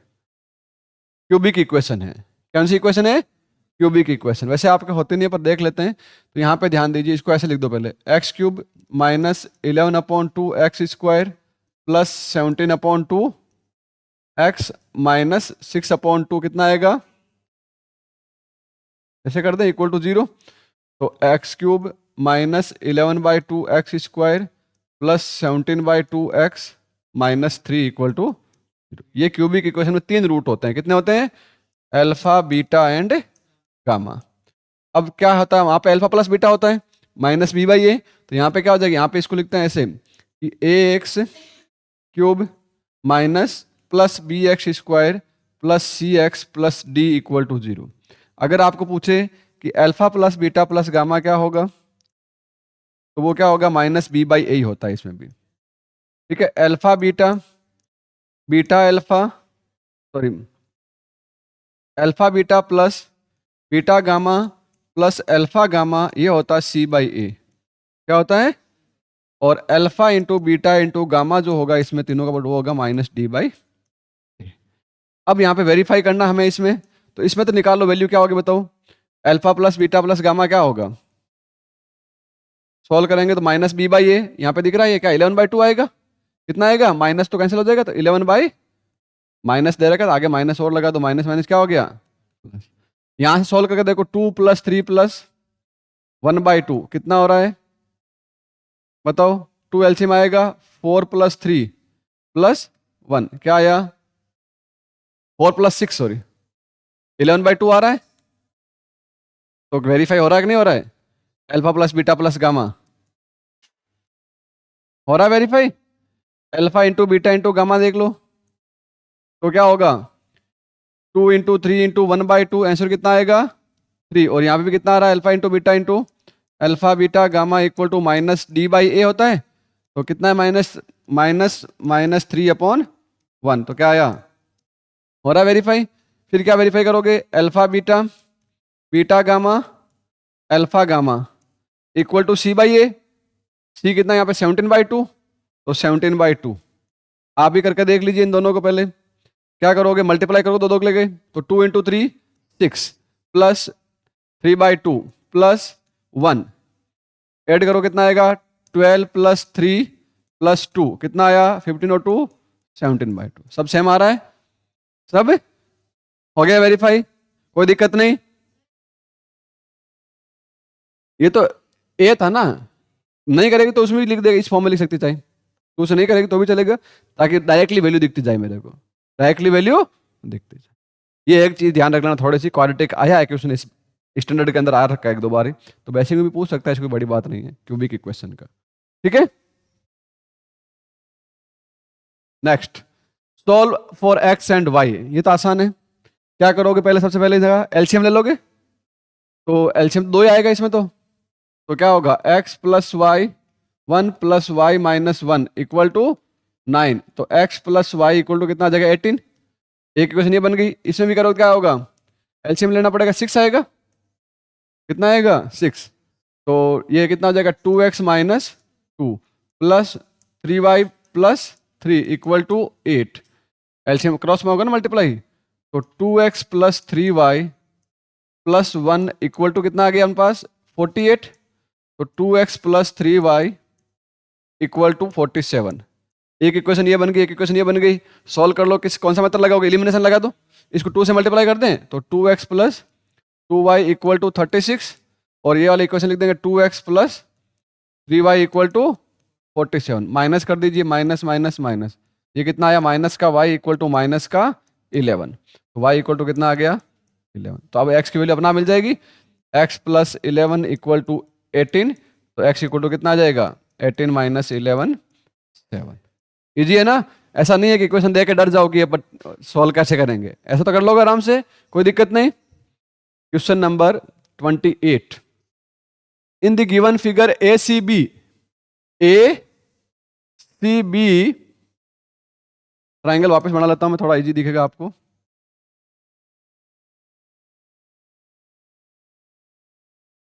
ये है ADB और C। ACB ये वाला एंगल, ACB बोला ना, ACB पूरा ये बड़ा एंगल, ACB = CDE ये वाला एंगल। AC = 6 सेंटीमीटर, AC 6 है ये वाला, दिस इज 6 सेंटीमीटर। एंड दूसरा क्या देगा एक और, AD = 3 सेंटीमीटर, ये वाला नीचे वाली AD = 3 सेंटीमीटर। फाइंड क्या करना है, AB फाइंड करना है, ये वाला कैसे करोगे, एक बड़े वाला ट्राइंगल और एक छोटा वाला ट्राइंगल सिमिलर प्रूव कर दे। तो क्या लेंगे, in triangle ACD and ABC, देखो एंगल A = एंगल A क्या है, कॉमन है कि नहीं ये बताओ। और angle A C D equal to angle C D A, ये गिवन है कि नहीं है? ए सी बी, अच्छा हाँ। तो by A similarity triangle A C D similar to triangle A B, ये दोनों ट्राइंगल सिमिलर हो गए। इसका मतलब क्या है, जब ये ट्राइंगल छोटा ट्राइंगल इस दूसरे बड़ा ट्राइंगल के सिमिलर है तो क्रॉसपोंडिंग साइड्स का रेशियो क्या होगा? सेम। अब ध्यान यहां पे देना है आपको, क्रॉसपोंडिंग साइड्स कौन कौन सी लोगे। देखो ये वाला जब एंगल लेते हैं, एंगल ए, कौन सा एंगल? एंगल ए लेंगे तो क्या होगा बताओ? इसका क्रॉसपोंडिंग साइड क्या होगी? बड़ा वाला ट्राइंगल में तो होगी सी बी, और छोटा वाला ट्राइंगल में क्या होगी? C D. पर इसमें तो कोई भी वैल्यू हमारे पास है ही नहीं, ठीक है। अब अगर दूसरी चीज लें, बड़े वाला ट्राइंगल में लेते हैं हम लोग, कौन सा? मान लो ये वाला एंगल लेते हैं, तो इसके सामने एक साइड क्या है? ए सी। छोटा वाला ट्राइंगल में क्या है? ए सी। तो अब इस बड़े ट्राइंगल में कौन सी होगी साइड? ए बी अपॉन में ए बी इक्वल टू, अब ये छोटा एंगल लेते हैं, एक तीसरा जो एंगल बच गया, एक ये वाला एंगल लेते हैं, इसके सामने एक साइड कौन सी बेटा? A D. कौन सी है? A D. अब मुझे बताओ इसके अंदर छोटा एंगल अगर लेंगे, जो तीसरा एंगल बच गया, एक एंगल ये हो गया, ठीक है, एक एंगल ये कॉमन हो गया, एक एंगल ये, तो ये तीसरा एंगल कौन सा होगा इसमें? ये होगा। इस छोटे क्रॉसपोंडिंग साइड कौन सी इसमें? ए सी। कौन सी है? ए सी। तो अब बताओ क्या हो जाएगा हमारे पास? ए सी की वैल्यू 6 अपॉन ए बी हमें फाइंड करना है। ए डी क्या बेटा बताओ? 3 और ए सी 6, कितना हो गया हमारे पास? A B equal to 6 into 6 upon 3, तो कितना आएगा? 12। कितना आ जाएगा? 12। समझ में आई बात? बहुत अच्छा क्वेश्चन है ये, उसमें फंस जाते हो आप लोग। ध्यान क्या देना है? क्रॉसपोंडिंग एंगल्स के सामने की साइड देखनी है। सबसे पहले क्रॉसपोंडिंग एंगल्स अगर हमने ए ले लेते, तो इसमें से अगर ये लेते सी डी और सी बी, तो हमें कुछ मिलता क्या? कुछ नहीं मिलता। इसीलिए मैंने क्या किया, सबसे पहले मैंने एंगल ये वाला चूज किया। कौन सा? ये वाला। ये दोनों इक्वल दे रखे हैं। इसके क्रॉसपोंडिंग साइड कौन सी है अपने पास? ए सी। कौन सी है? ए सी। तो अब ये एंगल के क्रॉसपोंडिंग दूसरा एंगल इसमें ये है, तो सी के सामने वाली साइड कौन सी आई? A B. तो ए सी अपॉन ए बी लिखा। इसके बाद दूसरा एंगल जो बच गया, ये एंगल इसमें क्रॉसपोंडिंग इसके क्या है? A D. तो इसके एंगल के इक्वल कौन सा? ये वाला एंगल है, ये वाला एंगल है। तो इसके क्रॉसपोंडिंग साइड बड़े एंगल ट्रायंगल में कौन सी है? वापस से ए सी। तो एक ए सी 2 बार आई ना, हमारे पास 4 वैल्यू में से 2 वैल्यू तो एक कॉमन आ रही है ऐसी, इसीलिए हम लोग फाइंड कर पाए। अदरवाइज 4 में से 3 वैल्यू चाहिए होती, नहीं चाहिए थी, इसने 2 ही वैल्यू दी है। इसका मतलब इसमें कहीं ना कहीं पीछे क्या था? लॉजिक था थोड़ा, और वो आपको यहां से सही से लगाना था। समझ में आगे बात अच्छे से? कोई समस्या नहीं इस क्वेश्चन में? चलो नेक्स्ट।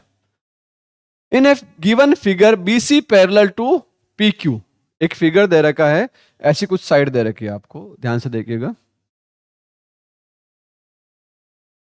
ये 2 साइड पैरेलल दे रखी है, इसको इससे ऐसे मैच कर दिया और इसको इससे ऐसे मैच कर दिया। ये पैरेलल है दोनों, ठीक बात है। ये दे रखी है 6.5, ये दे रखा है 2.8, ठीक है। ये दे रखा है 8, ये दे रखा है 4। आपको नाम दे दीजिए ए बी सी पी और क्यू, ये है। क्या फाइंड करना है बेटा बताओ? ए सी और ए क्यू, ये दोनों साइड फाइंड करनी। कैसे करोगे? दोनों ट्राइंगल सिमिलर कर दे पहले तो। सिमिलर प्रूव करना एक तरीका है, तो क्या करेंगे? In triangle A B C and A P Q, A P Q angle P A C equal to angle Q A P vertically. इस तरह से angle Q P A equal to angle B C A. B C क्या है? Alternate interior angle, ठीक है। तो triangle A B C similar to triangle A P Q by A similarity, A similarity, A similarity से हो गया ये वाली चीज। अब हम लोग देखें तो क्या करेंगे, सिमिलरिटी में क्रॉसपोंडिंग साइड का रेशियो क्या होता है? सेम होता है। तो इसमें क्या होगा? पी क्यू अपॉन ये साइड और ये साइड करस्पॉन्डिंग है P Q upon B C equal to, इस एंगल के सामने की साइड कौन सी बेटा बताओ? ये ए बी अपॉन इसके अंदर कौन सी साइड है अपने पास? सॉरी, पहले बड़ा ऊपर वाला ट्रायंगल ले रहे हैं ना, पहले ये वाला triangle low.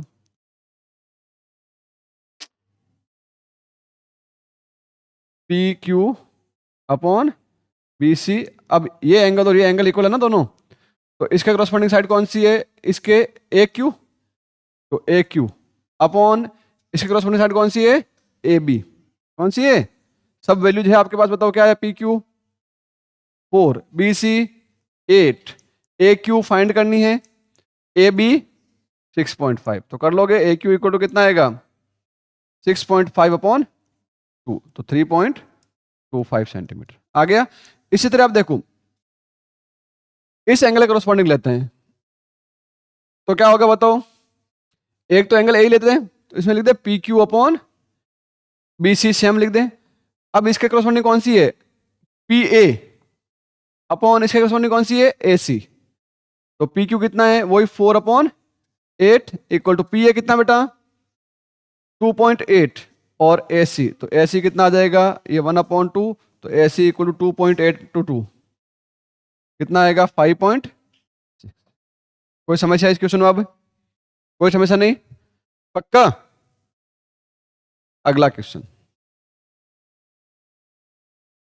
Prove that tan square A upon 1 tan square A minus 1 plus cosec square A sec square A cosec square A equal to 1 - 2 cos square A. क्या करें सबको? साइन कॉस में कन्वर्ट कर देते हैं। जब सामने साइन कॉस में दिख रहा है, क्या करोगे सबको? साइन कॉस में कन्वर्ट, तो क्या हो जाएगा बेटा? ये sign square A upon cos square A, R H S ले रहे हैं, पहले ये वाला ले लें, L H H sorry, upon क्या होगा? ये sign square A upon -1 plus ये हो गया 1 अपॉन साइन स्क्वायर ए, नीचे आ जाएगा 1 अपॉन, और ये होगा कि नहीं होगा? अब देखो इसमें क्या है? Sign square A upon cos square A, upon में क्या आ जाएगा? नीचे एलसीएम लेंगे तो cos square A sine square A minus cos square ए, ठीक है, प्लस बीच में है, यहाँ पे क्या होगा? 1 upon sine square A, as it is रहने दे इसको एक बार के लिए। नीचे क्या हो जाएगा? उन पास दोनों का एलसीएम मल्टीप्लाई हो जाएगा, साइन स्क्वायर ए इंटू कॉस स्क्वायर ए, और ये क्या हो जाएगा उधर? Sign square A minus cos square. अब क्रॉस मल्टीप्लाई कर दें ऊपर नीचे भेज के, sign square A upon sine square A minus cos square A into, sorry ये कॉस स्क्वायर ऊपर जाएगा, ये कैंसिल कर दो सीधा इसको, देखो कॉस स्क्वायर ए, ये कॉस स्क्वायर क्या हो गया? कैंसिल। यहाँ पे देखो एक साइन स्क्वायर एक साइन क्या हो गया? ये ऊपर चला जाएगा, तो प्लस क्या आएगा? Cos square A upon sine square A minus cos square ए, दोनों के नीचे सेम है तो सीधा ऐड हो जाएगा, नहीं हो जाएगा? तो sign square A minus cos square ए, ऊपर क्या हो गया? Sign square A plus cos square A, क्या होता है बेटा? 1 होता है, तो 1 अपॉन साइन को क्या लिख दूं? कॉस लिख दूं मैं, 1 minus cos square A, sine square A equal to क्या होगा? 1 माइनस और minus cos square A equal to क्या आ गया हमारे पास? 1/2, 1 - 2 cos square A equal to क्या है? हैंस। तो क्वेश्चन देकर डरोगे नहीं ना, नया क्वेश्चन आएगा तो करते जाओगे तो अपना आप क्या हो रहा है? सोल्व हो रहा, नहीं हो रहा है? चलिए next question, a toy is in form of the cone radius 3.5 centimetre mounted on a hemisphere of the same radius. एक टॉय है जो किस फॉर्म में है? कौन, रेडियस कितनी है? 3.5, माउंटेड ऑन हेमी स्पेयर, एक हेमी स्पेयर है। देखो पहले वाला क्वेश्चन का आंसर दे रहा हूं मैं इसमें, ये ऐसा है हेमी स्पेयर, इसके ऊपर क्या बनाया आपने? कौन, ठीक है, रेडियस 3.5 सेंटीमीटर है इसकी, तो ऊपर वाले की कितनी होगी? 3.5 होगी आर अपने पास। हेमी स्पेयर टोटल हाइट कितनी टॉय की? 15.5,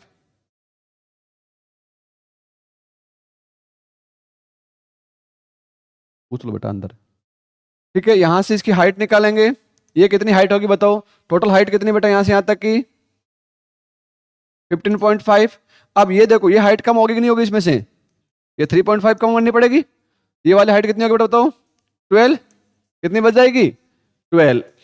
find the total surface area of the toy, तो सी एस इसका फाइंड करना पड़ेगा, ये 3.5 है ये 12 है, तो सी एस कैसे फाइंड करो बताओ बेटा, पहले ये स्लैंट हाइट निकालनी पड़ेगी इसकी, ये एक बुक का ही क्वेश्चन है, R square plus H square, तो कितना होगा 12 का स्क्वायर प्लस 3.5 का स्क्वायर, तो कितना होगा 12 का स्क्वायर 144 प्लस 3 का स्क्वायर कितना होता है 9, सॉरी ये होगा 12.25, इसका स्क्वायर कितना होगा 3 इंटू 4 12, 5 इंटू 5 25, तो दोनों को ऐड करो कितना आ रहा है अपने पास 156.25, और ये किसका होता है स्क्वायर रूट 12.5 का, ये कितनी आ गई आपके पास 12.5।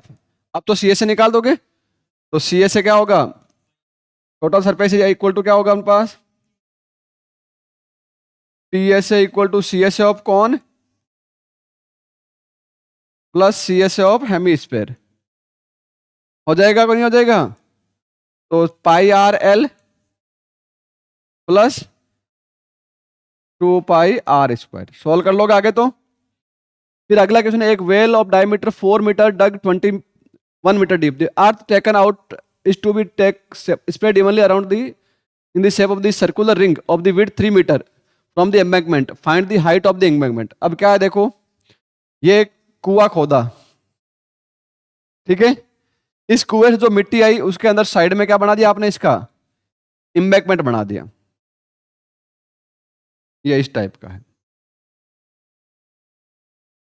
मिट्टी आपने निकाली कहां से, इस कुएं से, यहां से निकाल के आपने साइड में बना दी, बनाई नहीं बनाई, तो इसको सोल्व करने का तरीका बताता हूं मैं, क्या होगा यहां से देखो, ये जो मिट्टी आपने निकाली उसी मिट्टी का कुआं में यूज कर, ये साइड में यूज कर रहे हो ना, तो ये जो मिट्टी है इसका वॉल्यूम, ये भी तो क्या बना बाहर का सिलेंडर बना, और तो इसका वॉल्यूम जो होगा पूरा, इसका वॉल्यूम, इसकी रेडियस मान लेते हैं अंदर वाले कितनी है आर, छोटा आर मान लो इसकी, और बाहर वाले कितनी हो जाएगी कैपिटल आर, क्या हो जाएगी कैपिटल आर, इसकी हाइट मान लो स्मॉल एच, और पूरी हाइट अंदर वाले कितनी है कैपिटल एच, तो इसका वॉल्यूम कितना होगा, सिलेंडर का वॉल्यूम क्या होता है pi are square h, pi small are का square into capital H, pi small are का स्क्वायर इंटू, क्योंकि हाइट इसकी कैपिटल एच है, रेडियस इसकी स्मॉल आर, इक्वल टू, बाहर वाला वॉल्यूम कैसे निकालोगे, इसमें से ये वॉल्यूम पहले माइनस करना पड़ेगा इतनी चीज का, ताकि बाहर का वॉल्यूम मिलेगा, तो अपने पास ये हाइट हमें फाइंड करनी है, तो क्या होगा पाई, इसका जो इधर का पार्ट है इसका वॉल्यूम क्या होगा उनके पास, पाई स्मॉल आर का स्क्वायर इंटू स्मॉल एच, ये वॉल्यूम हमें माइनस करना पड़ेगा पूरे बाहर वाले में से, ये बाहर का तो है ना, इसकी रेडियस तो कैपिटल आर है, तो पाई कैपिटल आर का square H minus pi small are का स्क्वायर एच, आगे सोल्व कर लो, आपके सब वैल्यू गिवन है, जो नहीं है वो आ जाएगी, वैल्यू पुट कर दोगे सबके अंदर, फॉर्मूला वैल्यू पुट करनी है, और कुछ भी नहीं करना है, निकाल लोगे, ट्राई करना। Next question, given √2 is a irrational, prove that 5 + 3 √2 is a rational number, तो कैसे करोगे बेटा बताओ, √2 इरेशनल है, तो हम लोग एक बार मान लेते हैं कि 5 + 3 √2 is a rational number P/Q, मान लें, तो 3 + 3 √2 इक्वल टू क्या आएगा P/Q माइनस का 5, तो 3 √2 इक्वल टू क्या हो जाएगा उनके पास, Q एलसीएम आ गया, P माइनस 5Q, तो √2 इक्वल टू कितना आएगा उनके पास P माइनस 5Q/3Q, ये एक पूरा क्या है एक रैशनल नंबर है, rational number, but √2 you know क्या है irrational number, so these two statement contradict, that means 5 + 3 √2 is a irrational, इसमें तो सीधा लिखना ही होता है और तो कुछ है नहीं, समझ में आ गई बात या कोई दिक्कत है।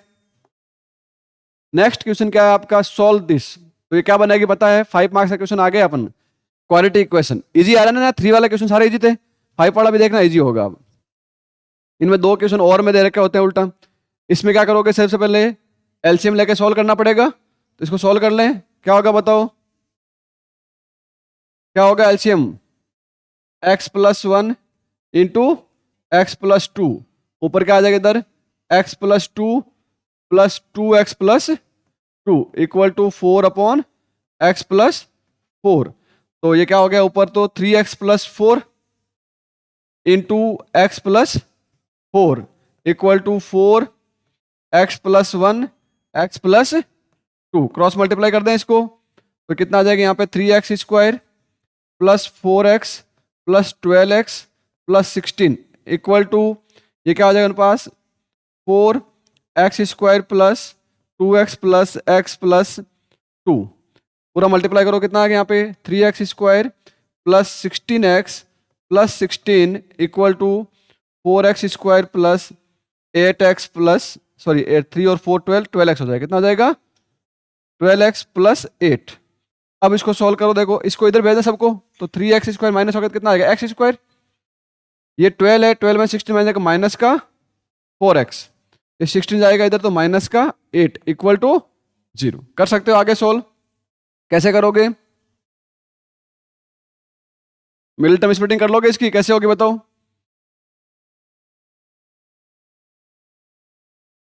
मल्टीप्लाई करने में माइनस का 8 आना चाहिए और ऐड करने में माइनस का 4 आना चाहिए। पहले बी स्क्वायर माइनस 4 निकालें, सोल्व होगा कि नहीं होगा, तो बी का स्क्वायर कितना हुआ, -4 इंटू 8 इंटू है -8 1, तो कितना आ गया हमारे पास 16 प्लस 32, इसका मतलब सॉल्यूशन तो होगा, सॉल्यूशन तो होगा। आया कितना यहाँ पे, ये 48। अब इसके अंदर परफेक्ट सॉल्यूशन होगा क्या बताओ, क्योंकि 48 परफेक्ट स्क्वायर नंबर तो नहीं है, इसका मतलब कुछ नंबर जो आएगा वो आप किस making the perfect square method से करना पड़ेगा, बता रहा ना, परफेक्ट स्क्वायर मेथड बनाओ, मिडिल टर्म से होगा नहीं, ये किससे नहीं होगा, मिडिल टर्म से। तो क्या करेंगे, इसको परफेक्ट स्क्वायर कैसे बनाएंगे बेटा, एक्स स्क्वायर माइनस 4x, जो यहाँ पे कॉफिशिएंट होता है उसका हाफ क्या करते हैं हम लोग, उसके हाफ का स्क्वायर ऐड करेंगे, हाफ का स्क्वायर क्या करेंगे, सब्ट्रैक्ट करेंगे। तो 2 हाफ क्या होगा 2, तो इसका स्क्वायर 4 -4 -8 इक्वल टू 0। तो ये कितना आ जाएगा हमारे पास, x माइनस 2 का होल स्क्वायर बन गया ये, और -12 इक्वल टू 0। तो x माइनस 2 का होल स्क्वायर इक्वल टू 12। तो यहां से x इक्वल टू कितना आएगा हमारे पास, x minus 2 equal to √12 plus minus, तो x माइनस 2 12 को लिख देंगे 4, तो 4√3 4√3 सॉरी 2√3 4 नहीं, 12 को 4 इंटू 3 लिखेंगे, 4 में बाहर क्या आएगा केवल 2। अब एक बार ले लेंगे क्या अपन प्लस का, एक बार ले लेंगे माइनस, तो x इक्वल टू आ जाएगा 2 प्लस 2√3 और x इक्वल टू आ जाएगा 2 माइनस 2√3। ये इसके दो सॉल्यूशन हो, ये इसके दो सॉल्यूशन होंगे, ठीक है। इस तरह से ये भी आप खुद ट्राई करना, 4x square plus 4bx minus a square minus b square कर लोगे, हैं सोचना, ये भी क्वाड्रेटिक इक्वेशन है, क्या है, क्वाड्रेटिक इक्वेशन है, सॉल्व कर लोगे, करनी पड़ेगी, एक मैंने कहा दिया एक खुद करना, ठीक है। Next, a right angle triangle ABC, right angle at A is circumscribe a circle AB equal to 6BC, find the radius of the R of circle. ये तो इजी है बेटा, देखो एक राइट एंगल ट्राइंगल है जो एक सर्कल के अंदर है,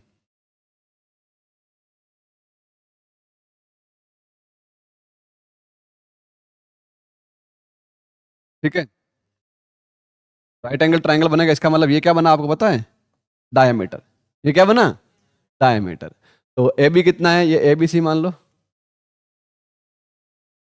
हैं राइट एंगल ए पे है क्या, हाँ राइट एंगल ए ला लो, ए बी और सी ले लो इसको। अब बताओ क्या होगा, ए बी कितना तरीका बेटा 6, बी सी कितना तरीका है 10, find the radius R of the circle. इसमें तो आपको करना ही नहीं था सॉल्व कुछ भी, क्या होगा रेडियस, प्रॉपर्टी जब पता है तो ये कितना हो जाएगा 5। तो सीधा लिख दे प्रॉपर्टी कि here right angle triangle is formed inside the circle, that means hypotenuse of the triangle will be diameter of the circle, that means radius will be half of the diameter, that is 5 centimetre. 5 number में मजा आ जाएगा, ऐसा आएगा तो आएगा नहीं आएगा। अगला, daily wage of 110 worker obtain the survey, tabulate the, compute the daily wages and modal daily wages of the worker.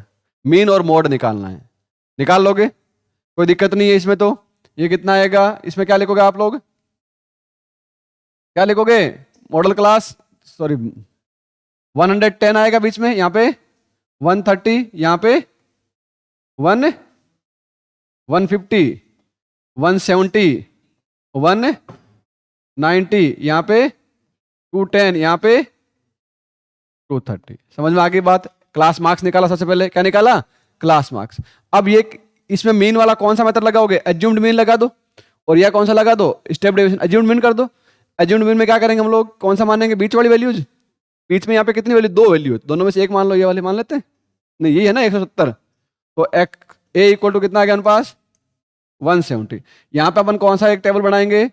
D i equal to x i minus a, तो कितना आ गया हमारे पास? यहाँ बताओ, 110 माइनस 170 कितना? माइनस का माइनस का minus का, फिर 0, फिर समझ में आ गई बात? फिर इन दोनों को मल्टीप्लाई करना है, करोगे कितना आएगा यहाँ पे? फिर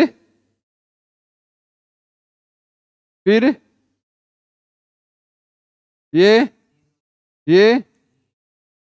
ये और ये आ गया। अब इन सबको क्या निकालना है? सम करोगे तो ये क्या आएगा? Sigma F I D I, ये क्या आएगा आपका? Sigma F I. फिर फॉर्मूला क्या होता है? X bar equal to A plus sigma F I D I upon sigma F I. Solve कर लोगे नहीं कर लोगे? टोटल एफ आई तो आपको दे रखा है 110 है, कितना है? पर ये एफ आई ऊपर वाला, यहाँ पे नहीं है, ये वाला एफ आई, तो कितना? ये 110। ये माइनस का अलग कर लो, कितना हुआ? 1200, और ये 1600 हो गया माइनस का 1600, और ये प्लस का कितना हो गया? कितना हो रहा है? 7 4 11 3 1400 और 1560, 1560 और 60 1620। ये कितना है? 1600 माइनस का, तो प्लस का 20 आएगा, कितना आएगा? तो ये कितना बेटा? 170 प्लस 20 अपॉन 110। हो गया सोल्व? कर लोगे आगे? तो ये क्या निकालनी हमने? मीन। मोड निकालना तो और भी आसान है। मॉडल फ्रीक्वेंसी कितनी है इसमें बताओ? 22 कितनी है? तो फॉर्मूला क्या लगाओगे मोड के लिए? F2 minus F1 minus F0, हाँ L plus F1 minus F0 upon 2 F1 minus F0 minus into H लगा दोगे। L मॉडल क्लास में L कितना है? 160, तो लोअर लिमिट है 160 प्लस F1 मॉडल क्लास की फ्रीक्वेंसी, इससे पहले की फ्रीक्वेंसी अपॉन 22 का डबल कितना हो गया? 44, F0 20, F2 18, H हाइट कितनी इसकी? 20। आगे आप जानो, आपका काम जाने। कर लोगे इसको तो कोई दिक्कत नहीं। नेक्स्ट, मीन दे रखा डेटा का 18, कितने दे रखा है? 18। Find the frequency of the class 19 to 21, ये वाली फ्लान कैसे करोगे? सेम क्वेश्चन में है ऐसा क्वेश्चन, तो कर लो कोई दिक्कत नहीं।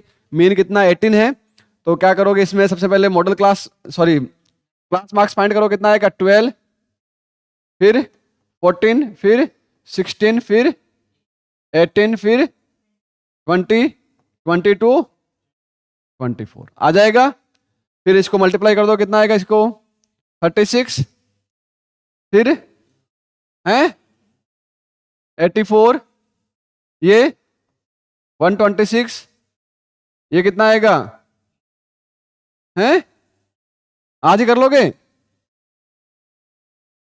फिर 20F, फिर 110, फिर सॉल्व कर लोगे आगे, तो क्या लिख दोगे? X bar equal to sigma F I D I, sorry F I X I upon sigma F I. सबको ऐड कर देना लास्ट में, ये ऐसा एफ प्लस में लिखना, साथ में जोड़ मत देना। जैसे कितना आया? 9 18, 18 और 13, ये हो गया 31, 31 और 5 36 और 4 40, तो क्या लिखोगे इसको आप? 40 प्लस एफ। तो सिग्मा एफ आई में क्या लिखोगे आप नीचे? 40 प्लस, इसमें साथ में जो आएगा 20 एफ अलग लिखना, उसको जोड़ना मत उसके साथ। और ये सामने कितने रहेगा आपको? 18। कर लोगे सॉल्व बेटा इसको, कोई दिक्कत नहीं। नेक्स्ट आपका क्वेश्चन है, देखो अच्छा क्वेश्चन है, केस स्टडी नहीं, ये क्वेश्चन ऐसा है। 2 friends Seema and Aditya work in same office at Delhi. Seema और आदित्य जो है सेम ऑफिस वर्क करता है दिल्ली के अंदर। In a Christmas vacation both decide to go there home town represent by A and B respectively in figure A और बी दोनों में घर जाएंगे. Town A and B town are connected by the train from the same station C in Delhi. Based on the given situation answer the following question. देखो A से यहां जा रहा है एक यहां जा रहा है, ठीक है, दिल्ली के अंदर स्टेशन यहां से यहां जाएगा. Who will travel more distance, Seema और आदित्य. तो सीधा दिख रहा है यार, ये वाला पॉइंट क्या बताओ, कोऑर्डिनेट निकाल सकते हो इसका. इसका कोऑर्डिनेट क्या होगा 4,2. इसका कोऑर्डिनेट क्या होगा 1,7. इसका कोऑर्डिनेट क्या होगा है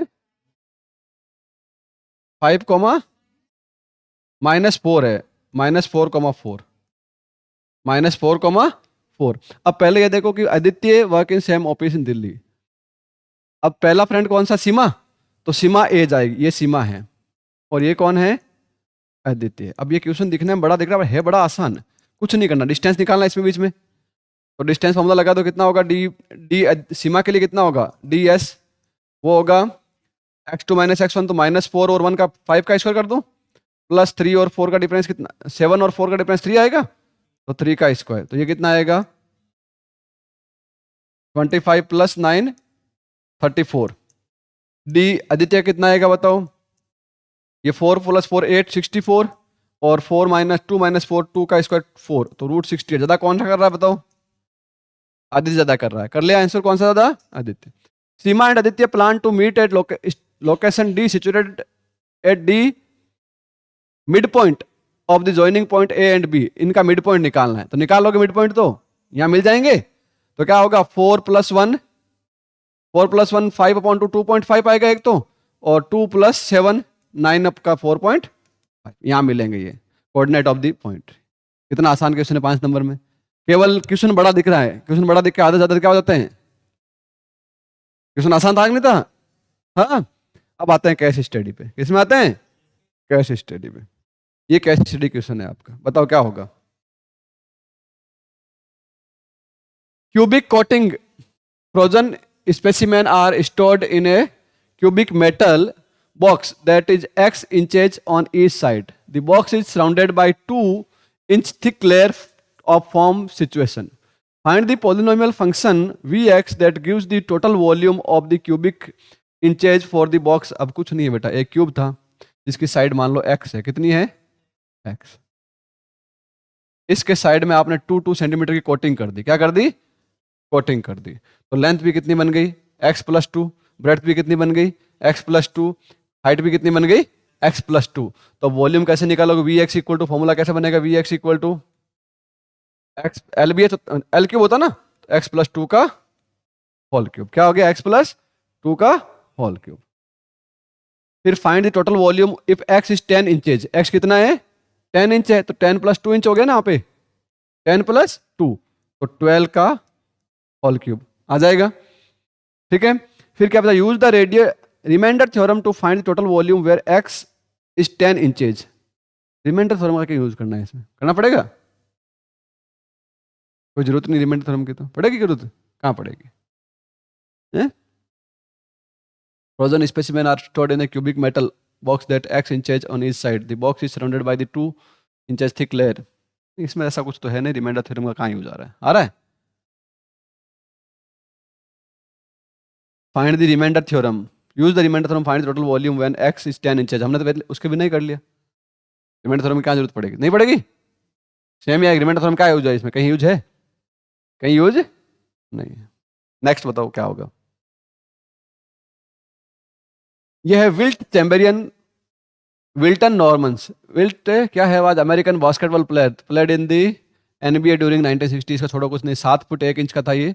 He was tallest and heaviest player in the league for the most of the career, and he was one of the most famous people in the game for many years. He is the first and only basketball player to score 100 point in the NBA game. ठीक है, ये तो इसके बारे में बता दिया इसने बारे में. फिर ये पूछा है कि 1961-62 NBA basketball, the ये Vries made 30 baskets for the of basket were free throw worth 1 point each and this field goal worth 2 point. The number of field goal was 10 more than the number of free throw. ठीक है. तो अब क्या है इसने, how many field goal did he make. कैसे करोगे बताओ? हैं? टोटल कितने बना रहा है वो? टोटल मान लीजिए अपने पास मान लेते हैं फ्री थ्रो और फील्ड गोल। तो फ्री थ्रो मान लेते हैं x और फील्ड गोल मान लेते हैं y। तो क्या होगा? टोटल कितने बास्केट बना रहा है? x plus Y equal to 30। Total basket कितने हैं उसके? 30 है। ठीक है। और अब क्या बोला? Number of field goal was 10 more than the number of free throw. तो फील्ड गोल जो है कितने ज्यादा है? हमने ये क्या माना है? Free throw. और ये क्या माना है? फील्ड। तो अब क्या है? 10 more than the free throw. Field goal है ना? Field goal are 10, y equal to X plus 10। Field goal ज्यादा है ना? फील्ड गोल क्या है? ज्यादा है। समझ में आई बात? What was the total number of point score? Total number of point पहला क्या पूछा आप इसमें? दोनों इक्वेशन सॉल्व कर सकते हैं बेटा? सॉल्व कर लो, क्या आ गया उन पास बताओ? x plus 10 equal to 30। तो 2x इक्वल टू कितना आ जाएगा? 20। x इक्वल टू कितना आ जाएगा? 10। कितना आएगा x की वैल्यू? 10 आएगी। समझ में आ गई बात x की वैल्यू में? इसके बाद हमें क्या पूछा है? Total number of goal. Field goal कितना हो गया उन पास? y है तो 20। How many free throw? 10। Total number of points scored. Point score में इसको कितना मिलेगा? 10 का 10 ही मिलेगा ये तो। और इसका कितना मिलेगा? 40। तो टोटल पॉइंट कितना हो जाएंगे? 50। If Wilt Chamberlain played 5 games during the season, what is the average number of point per game? Average number of point 50 upon 5। 50 upon कितना आएगा? 10 पॉइंट। कर लोगे ऐसा क्वेश्चन? कोई दिक्कत नहीं है। Last, underground water tank is popular in India. It is usually used for large water tank storage and can be built cheaply using the cement-like material. Underground water tank are typically chosen by people who want to save the space. The water in the underground tank is not affected by the extreme water condition. The underground tank maintain cool temperature in both winter and the summer. Electric pump is used to move water from the underground tank to overhead tank. Ramesh has built recently his house and installed an underground tank and overhead tank. Dimension of the tank as follows: underground tank base 2 meter, 2 meter, height 1.1 meter. Overhead tank radius 50 centimeter and height 175 meter. What is the capacity of underground tank? कर लोगे बेटा? क्या दे रखा? Base दे रखा, height दे रखी है, क्या होता है? L into B into H. तो 2 इंटू 2 इंटू 1.1। ठीक है। What is the ratio of capacity of underground to the overhead tank? तो overhead tank तो सिलेंड्रिकल टैंक है। कौन सा है? सिलेंड्रिकल टैंक है। तो अंडरग्राउंड टैंक टू अंडरग्राउंड कितना है? L into B into H. और सिलेंड्रिकल क्या होगा? Pi are square H. और इसको कन्वर्ट कर लेना, ये कितना होगा? 0.5 मीटर। और ये सेंटीमीटर में तो कितना होगा? 1.75 मीटर। सॉल्व करना आपको खुद को है। If curved part of the overhead tank need to be painted to save the form corrosion, how much area needed to be painted? If water is filled in the overhead tank at the rate of 11 per meter, then tank will completely कितने minute में? 11 litre पर minute में जा रहा है, तो इसका volume निकाल दो। अगर वॉल्यूम आपका मीटर क्यूब में आएगा ना, तो 1 मीटर क्यूब इक्वल टू कितना होता है? 1000 लीटर। कितना होता है? जो वॉल्यूम आएगा उसको 1000 से मल्टीप्लाई करके क्या डिवाइड कर देना? 11 से। तो टाइम आ जाएगा। क्या आ जाएगा? टाइम। बाकी तो सीएस से निकालना, सीएस से निकल जाएगा पेंट करने के लिए। क्या निकाल दोगे? सॉरी, टीएस से, टोटल सरफेस एरिया। ऊपर से भी बंद है टैंक पूरा। फिर क्या है? If the amount of the water in the underground tank and at an instant 2400 litre, find then the water level in the underground. तो अब ये तो ठीक है पूरा, इसमें तो कोई दिक्कत नहीं है। ये आपका L इंटू बी दे रखा है और ये H पूछा है। 2400 को इसको लिख दो 2.4 मीटर क्यूब। 2.4 metre cube. तो L इंटू बी आपके पास है, H फाइंड करना है, तो H into 2 into 2 equal to 2.4। तो कितना आ जाएगा? H equal to 2.4 upon 4। तो कितना आएगा? 0.6 मीटर। इतनी हाइट तक पानी है। ठीक है। सो this is all about your paper. जितना टाइम हमें पहले करने में लगा था, उतना ही टाइम इसको बाकी वाला पार्ट को करने में लगा था। एमसीक्यू क्या करता? ज्यादा टाइम कंज्यूम करता नहीं करता है, और कम मार्क्स में है। ज्यादा मार्क्स वाला हम लोग क्या कर सकते हो? इजीली सॉल्व कर सकते। इसलिए शुरू में बोला था पहले कौन सा करना आपको पेपर में। ठीक है। So that's all for this paper. See you for next paper. Thank you.